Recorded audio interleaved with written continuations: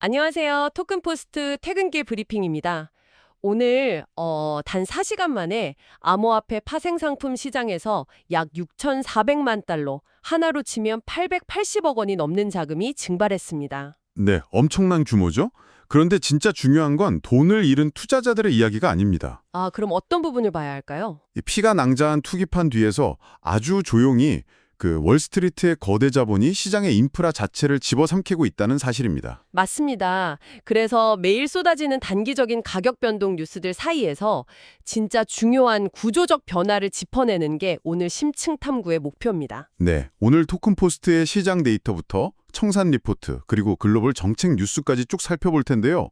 현재 시장은 단순한 투기장을 완전히 벗어났습니다. 투기 세력이 퇴장한 빈자리를 전통 금융권이 채우고 있고 또 워싱턴 정치권이 얽혀있는 거대한 전환점이라는 말씀이시죠? 맞습니다. 그래서 오늘 짚어볼 세 가지 핵심 축이 있습니다.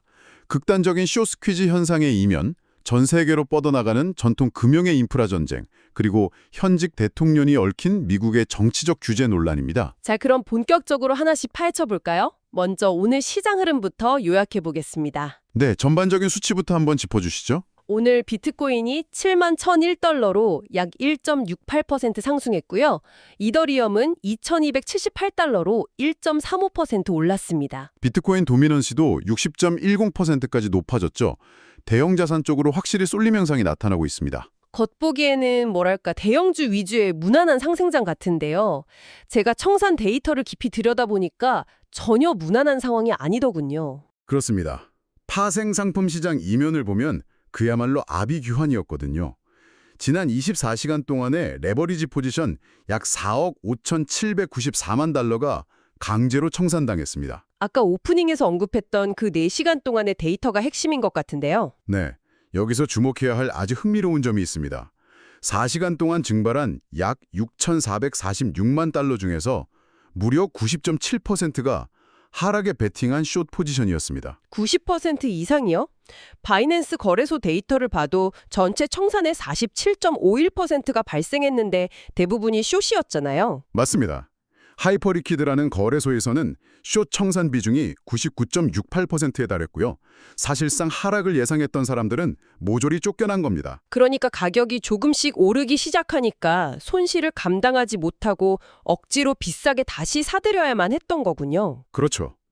내가 원해서 사는 게 아니라 거래소 시스템에 의해서 강제로 매수를 당하는 겁니다.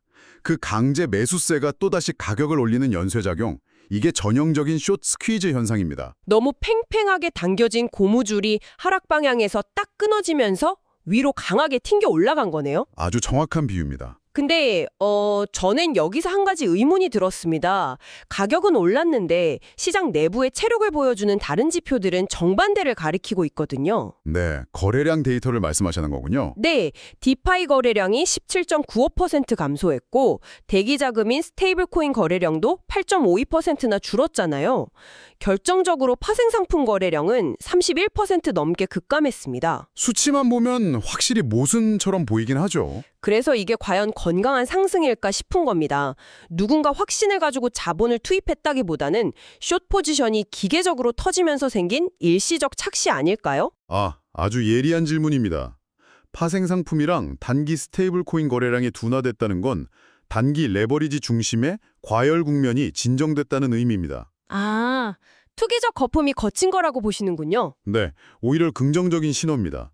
파생 상품이 둔화됐는데 가격이 지지된다는 건 지금 시장을 이끄는 힘이 레버리지가 아니라 현물이란 뜻이거든요. 현물 중심의 매수세라 조용히 물량을 쓸어담는 기관들의 매집이 시작됐다는 거네요. 그렇습니다.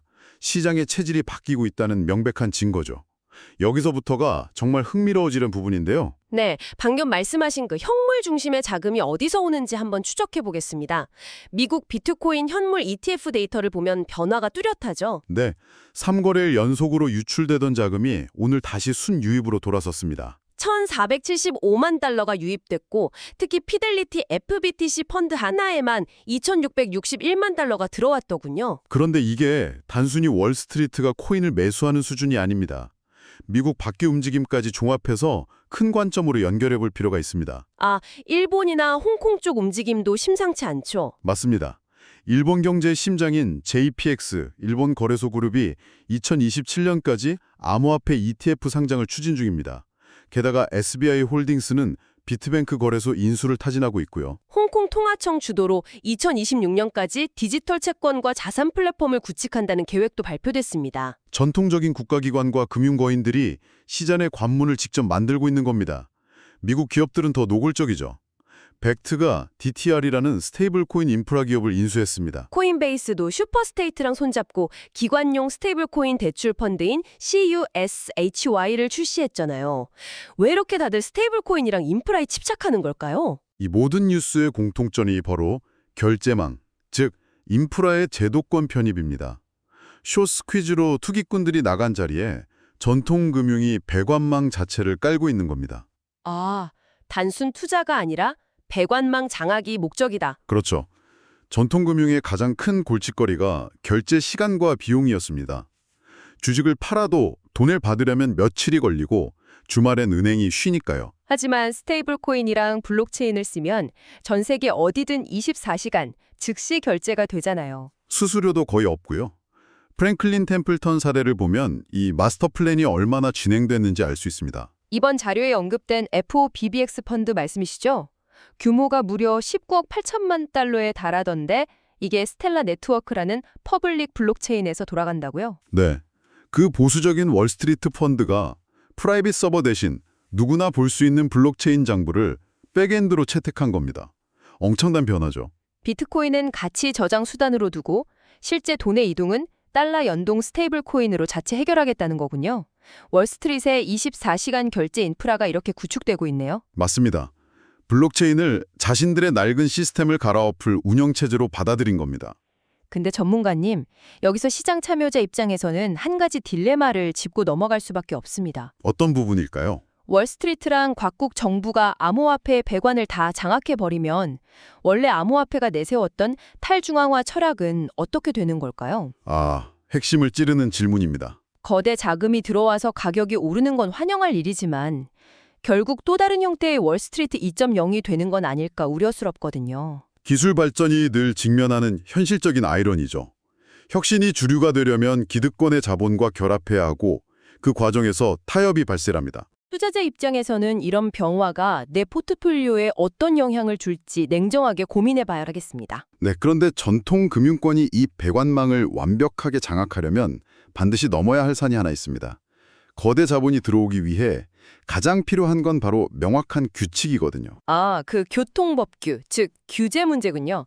안 그래도 미 상원 은행위원회에서 5월 중순을 목표로 암호화폐 시장 구조법안 청문회를 추진 중입니다. 네, 업계 일각에서는 통과 확률을 15에서 20%, 혹은 갤럭시는 50% 정도로 예측하며 꽤 불투명하게 보고 있습니다. 그 법안 통과를 가로막는 주요 변수가 바로 정치적 논란 아닙니까? 공직자 윤리 조항이 발목을 잡고 있다고 들었습니다. 맞습니다. 의원들 입장에서는 이 법안이 자칫 특정 정치 권력의 사금고를 합법화해주는 도구가 될까 봐 깊이 우려하고 있는 겁니다. 그 우려의 실체가 블룸버그 데이터에 명확히 나와 있죠. 저희가 특정 정치적 입장을 대변하는 건 절대 아닙니다만 원문 자료의 팩트만 전달해 드리자면요. 네, 아주 중요한 입법적 장애물로서의 의미만 객관적으로 해설해 보겠습니다. 트럼프 현직 대통령이 월드 리버티 파이낸셜 등 디파이와 스테이블 코인 프로젝트를 통해서 최소 14억 달러 수익을 올렸다고 추산됩니다. 게다가 그 일가가 특정 암호화폐 채굴업체의 지분을 20%나 보유하고 있다는 팩트도 있죠. 최고 권력자가 이렇게 천문학적인 규모의 이해관계를 가지고 있으니 상원에서는 깐깐한 윤리조항 없이 법안 통과를 시켜줄 명분이 없는 거군요. 정확합니다. 제도를 정비해서 산업을 키워야 한다는 경제적 필요성과 권력자의 이해 충돌을 막아야 한다는 윤리적 당위성이 정면으로 부딪히는 상황입니다. 이게 참 답답한 게 워싱턴에서 이렇게 줄다리기를 하는 동안 보안 이슈는 걷잡을 수 없이 터지고 있잖아요. 네, 규제가 늦어지는 사이에 시스템의 사각지대에서 치명적인 피해가 발생하고 있습니다. 4월 한 달 동안 발생한 해킹 피해만 총 24건, 피해액이 무려 6억 달러 이상입니다. 하나로 8,300억 원이 넘어요. 과거에는 단순히 보안의 빈틈을 노린 좀도둑 수준이었다면 지금은 고도로 조직화된 기업형 범죄입니다. 드리프트 프로토콜에서 2억 8천만 달러가 털린 사건만 봐도 그렇잖아요. 해커들이 무려 6개월 동안 내부망을 정찰했다고 하더라고요. 네, 자금 이동 패턴이나 관리자 접속 시간대 등을 반년에 걸쳐 치밀하게 수집한 겁니다. 가장 취약한 타이밍을 노린 거죠. 켈프다우에서도 2억 9천만 달러가 증발했습니다. 이런 무방비 상태에서 과연 기관들이 수십조 원의 자금을 마음 놓고 맡길 수 있을까요? 바로 그 지점이 우리에게 아주 중요한 질문을 던집니다. A16Z 크립토가 SEC의 예측 시장 규제 체계 정비를 촉구하는 서한을 보낸 것도 같은 맥락입니다. 아, 벤처 캐피털이 직접 나서서 규제를 만들어달라고 요청한 거군요. 네, 기술 발전 속도가 정부 규제 속도를 추월해버렸기 때문입니다. 온체인상에서 혁신을 보호할 합법적인 제도적 울타리가 너무나 시급하다는 뜻이죠. 그렇다면 전문가님, 오늘 짚어본 이 모든 데이터와 뉴스들이 결국 어떤 의미일까요? 오늘 다룬 이 극단적인 쇼츠 퀴즈, 전통금융의 인프라 침투, 그리고 정치적 규제 논란과 해킹 위협은 개별적인 이슈가 아닙니다. 하나의 거대한 흐름으로 봐야 한다는 거군요. 네, 암호화폐가 주류 금융으로 편입되는 치열한 과도기를 보여주는 겁니다. 시장이 투기 세력을 털어내고 체질을 바꾸는 아주 무거운 움직임이죠. 비유하자면 지금 시장은 엄청난 속도로 달리는 고속열차 같은데 선로인 규제는 아직 공사 중이고 가끔 해킹이라는 열차 강도까지 나타나는 혼란스러운 상태네요. 아주 적절한 비유입니다. 이 거대한 지각 변동 속에서 시장 참여자들은 단기적인 가격 변동이 아니라 그 이면의 인프라 변화를 읽어야 합니다. 맞습니다. 오늘 대화를 들으시면서 당장의 가격 움직임보다 더 중요한 시장 해석의 기준점을 잡으셨기를 바랍니다. 마지막으로 앞서 A6Z가 언급한 내용 중에 아주 도발적인 개념이 하나 있어서 공유해드리고 싶은데요. 네, AI 에이전트 관련된 내용이었죠? 네. 머지않아 AI 에이전트가 온체인 인프라를 활용해서 사람의 개입 없이 스스로 위험을 집계하고 자동 해지하는 예측 시장이 올 것이라는 전망이었습니다. 인간의 감정이나 판단이 완전히 배제된 금융 시스템이라 참 두렵기도 하고 흥미로운 통찰입니다. 만약 거대 기관의 자본과 사람의 개입조차 필요 없는 인공지능이 블록체인 위에서 자동으로 거래하는 시대가 온다면 과연 5년 뒤 시장에서 우리 같은 개인 투자자들의 역할은 무엇이 될까요? 네, 기술의 발전이 투자라는 행위 자체를 완전히 새롭게 정의할 수도 있겠습니다. 이 질문에 대한 답을 오늘 밤 한번 진지하게 고민해 보시기 바랍니다. 지금까지 토큰포스트 퇴근길 브리핑이었습니다.